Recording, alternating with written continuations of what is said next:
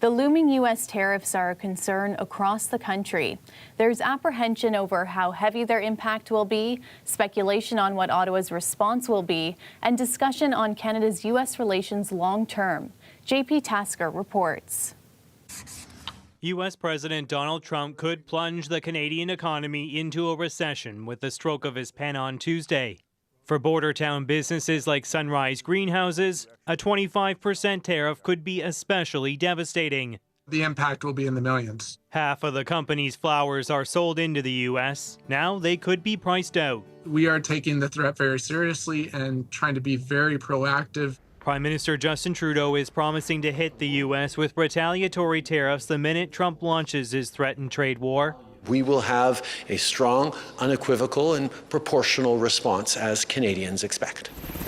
But the federal government is still holding out hope its border crackdown will appease Trump's concerns about drugs and migrants. And Canada has the data on its side.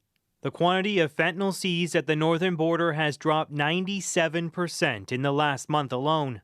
Border service officers are motivated to try and find more, are motivated to try and stop anything from going to the U.S. Still, Canadians are nervous and angry. Consider this response to the Star-Spangled Banner at a WWE Stadium show in Toronto this weekend. We can't rely on him, and we can't rely on the Americans anymore. Conservative leader Pierre Poilievre says Canada should pull back from the U.S., whatever Trump does next. We need to take back control of our economy and bring home a strong, self-reliant and sovereign nation. Jean Charest, now one of Trudeau's trade advisors, says Canadians need to band together like never before. No one's going to stand up for us in the way that we have to stand up for ourselves. Canada's head of state hasn't said a word about Trump's taunts. Trudeau is expected to meet with King Charles on Monday. The main focus of that conversation, threats to Canadian sovereignty. JP Tasker, CBC News, Ottawa. The tension around the tariffs has become more than just economic, but also emotional, particularly in the Niagara region, where the dependency on their neighbors across the border means showing resistance while avoiding animosity. Nama Weingarten has more. Fair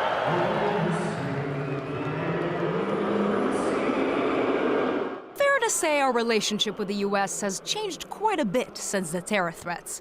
But when that threat is literally right next door, the case for the Niagara region, that tension can feel even more tangible for those visiting from both sides of the border. We wanted to be supportive and prove that not all Americans are for these tariffs. We were going to go to Florida and we decided to stay in this beautiful place, Niagara Falls, which we love. The resistance isn't just coming from tourists. The council at West Lincoln, a municipality in the region, voted to take down the U.S. flag from its community hockey arena, getting support from some residents. We have to show resistance. While others say, it just symbolizes too much, like, discontent, rivalry. It's only a flag.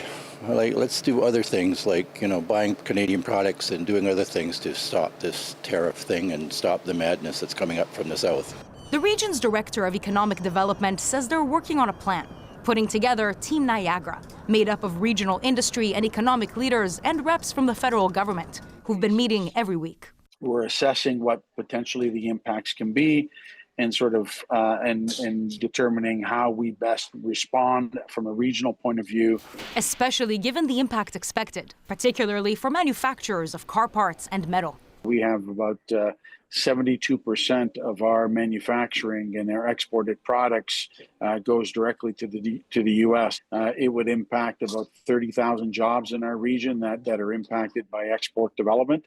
And we export about $6 billion worth of goods to the U.S. And while people are canceling vacations and taking down flags, the mayor of Niagara Falls says the local response needs to strike a gentle balance of being pro-Canadian without being anti-American.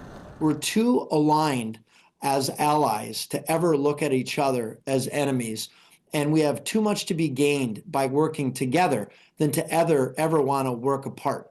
The last terror threat was pushed back at the last minute for nearly a month, something that now brings hope for more negotiations. They say most deals are done on the steps of the courthouse. And I think it's at the 11th hour when everybody is most desperate. I think that's when the final deal is going to happen.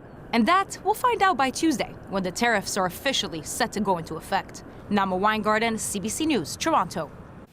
The Trump administration has been again sending mixed signals about these tariffs. The latest shot suggesting it may not be as high as first threatened. Katie Simpson explains.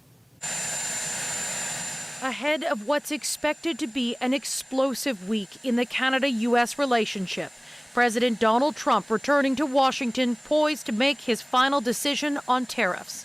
There are new suggestions the tariff threat may not be as severe as initially promised. That is a fluid situation.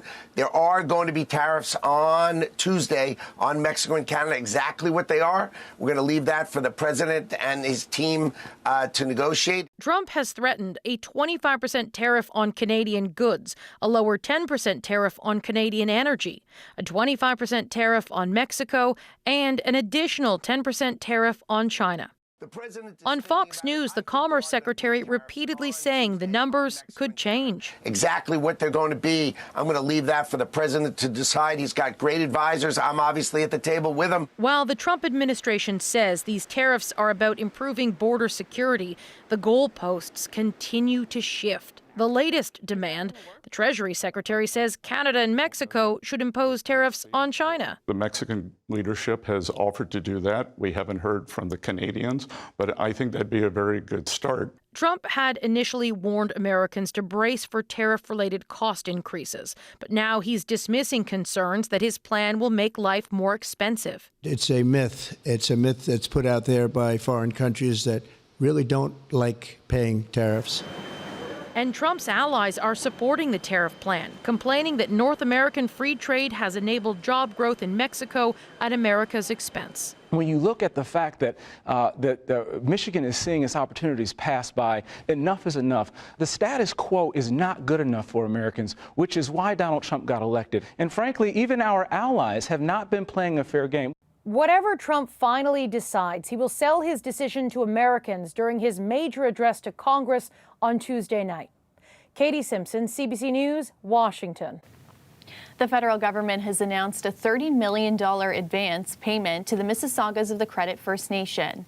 The case involves a land claim from the community, and in it, they say the Crown did not protect their interests as outlined in the treaties. Brittany Billette has more. A $30 million goodwill gesture and a way to try to right historical wrongs. From a treaty perspective, we have not always been best partners. The federal government announced Sunday that it would be making an advanced payment towards a future resolution on a land claim, one that was put forward in 2018 by the Mississaugas of the Credit First Nation regarding reserve land surrendered within Treaty 22 and 23, a sale signed in 1820. Over 2 centuries ago, the Mississauga people welcomed settlers to our territory, providing them with sustenance and engaging them in trade and commerce. In return, much was done over the last 240 years to deny or eliminate the Mississauga people, as well as our rights, way of being, spirituality, and culture. Treaty 22 and 23 covers nearly 11,000 acres of land across what is modern-day Mississauga, Port Credit, Oakville, and Bronte. The First Nation says the Crown never fulfilled its part of the treaty and failed to protect the interest of its people. It's some of the most expensive land that you can, certainly probably in Canada. And that's all the land that we've been, and all the benefits that we've been denied from that land. So that's what it is. Going back to 1820, coming forward, we should still have that land. And Canada recognizes that. The minister says the $30 million payment was given as a way to help move the settlement process forward, something the government has been trying to do more to help move land claims through. It's very much a calculation that's based on a number of factors, including if there will be any impact on the contingent liability, if there are, if the matter is warranted, and if we're close, or if if we need to ensure that there's goodwill that needs to be built. Chief Salt says her community intends on using the money towards establishing an urban reserve branch in Toronto. And when it comes to the ongoing land claim negotiations, she says she's hopeful an agreement can be voted on later this year or early next year. Brittany Blatt, CBC News, Toronto. Canada Post and the union representing its workers say they could not come to an agreement after 2 days of mediated negotiations. Both parties say the talks in Ottawa broke down today. Canada Post saying the union would not budge on its plans for a flexible staffing model for parcel delivery, and the union saying the company pushed for rollbacks that would gut agreements, explode part-time and temporary work, and undermine full-time jobs. Tomorrow, the union says it will continue its constitutional challenge of the back-to-work order issued last December that put an end to the strike.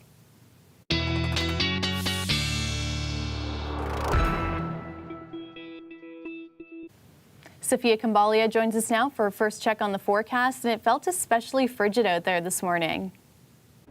Yes, it was bitterly cold today. If you woke up and went outside this morning and you said, boy, I think it's colder than it's been in a while, you'd be correct. It was the coldest March morning in a decade, the coldest since March 6th of 2015. We are still seeing some of that cold air, the progression of this Arctic air as it trudges further to the east, still feeling like the mid-20s and close to the -30s, especially into eastern Ontario and the Ottawa region. But by Monday, we regulate. We're back up to seasonal. We're back up above the freezing mark. And herein lies the problem. When we've had this snow melt, this freeze, this thaw, we are actually forecasting ice jams around the region at some of the regular pinch points, hot spots, Brantford, Cayuga, Conestoga, not only on the Grand River watershed, but also around the Humber River, where we've had these warm spells, this snow melt, the ice dislodges, and then we will also see heavy rainfall. This will be the next story. We'll talk about this more on the long range, but midweek, we are forecasting a pretty hefty Colorado low that will bring not only snow to the north, but intense rain all the way as far north as the Nickel Belt. A lot of areas that have quite a large snowpack, that have storm sewer drains that are totally covered, will now see a bunch of rain on Wednesday. We'll talk about what this means for flooding, rising water levels, and then the snow that also comes along with it. Talia. Thanks, Sophia. European leaders rallied behind Ukraine, meeting today in London. We will go further to develop a coalition of the willing to defend a deal in Ukraine and to guarantee the peace.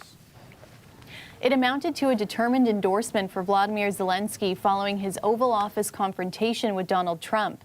Zelensky even met with King Charles. Leaders vowed political backing, more military help, and immediate work to draft a peace plan. Canada also attended. The goal is an overall strategy for protecting Ukraine that can win U.S. support and participation. Israel has blocked aid shipments into Gaza. The move comes with the ceasefire's first stage expired and Israel and Hamas at odds over how to proceed. Sasha Petrusik reports.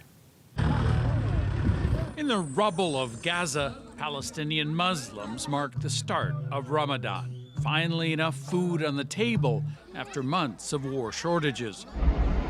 But the aid they've come to expect during the 6-week ceasefire has abruptly stopped. Trucks blocked at the border now by Israel.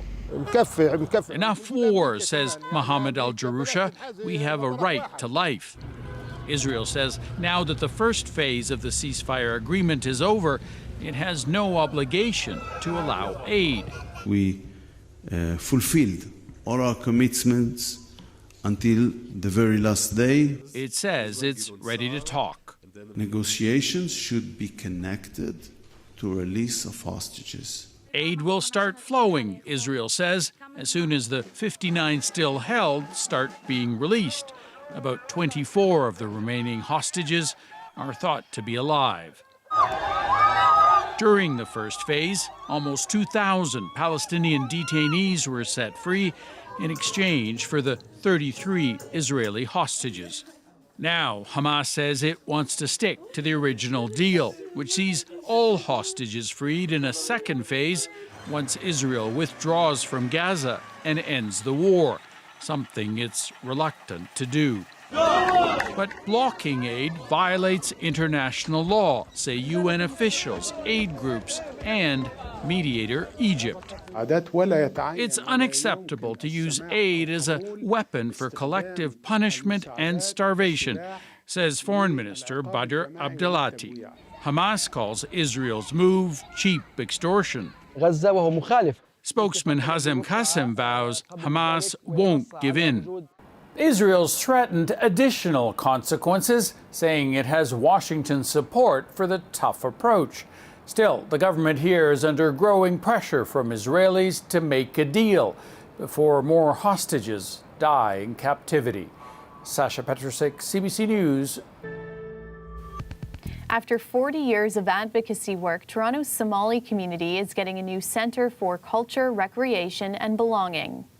There's a Somali proverb, of course, that fits into this perfectly well. Iska shato makufta. That means united we stand, when people are united, we will not fall. And I don't think that's the perfect proverb to really encapsulate everything that we've been working towards within this project. The federal government announcing $20 million to build the center to create a more than 100,000 square foot space for fitness, sports, arts, and social services.